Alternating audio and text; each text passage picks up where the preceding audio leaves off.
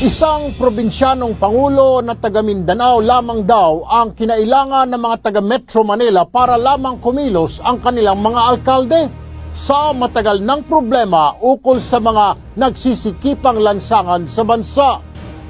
Ilang araw pa lamang ang nakalilipas matapos ipag-utos ni Pangulong Duterte sa mga Metro Manila mayors na tanggalin at linisin ang mga nakahambalang sa daan sa Kalakhang, Maynila, kapansin-pansin na raw agad ang malaking pagluwag at pagbabago sa ilang mga lugar.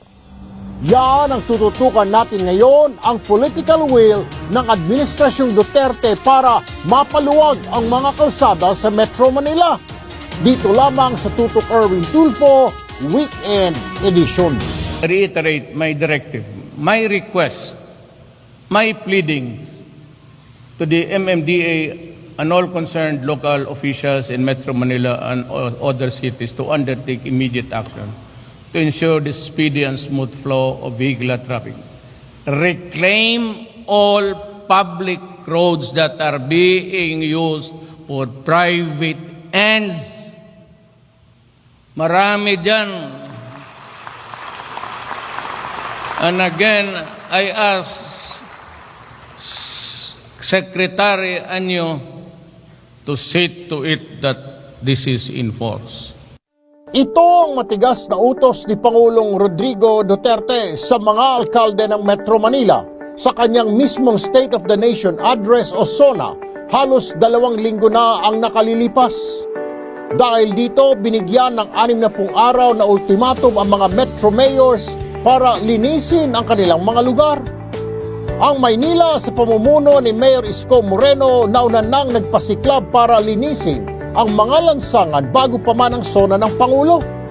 Pagkaupo ni Moreno, nilinis agad niya ang Divisoria, Quiapo at ilang pang mga lugar na dating kilalang masikip at maraming nakahambalang sa daan.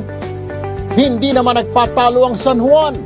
Eksklusibong itinuro sa Tutok Erwin Tulfo ng bagong upong alkalde ng San Juan na si Francis Zamora ang kanyang ginawa sa paligid ng sikat na Green Hills Shopping Center.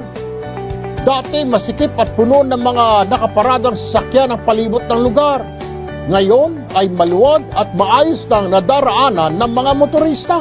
Ito po ang grabing trapiko sa buong lungsod ng San Juan sapagkat this is our biggest commercial area.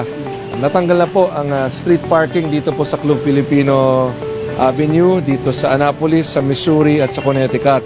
At naging positibo naman po ang reaksyon ng mga mamamayan natin. Habang nag-iikot kami sa lugar, isang residente ang hindi napigilang lumapit para lamang magpasalamat sa alkalde.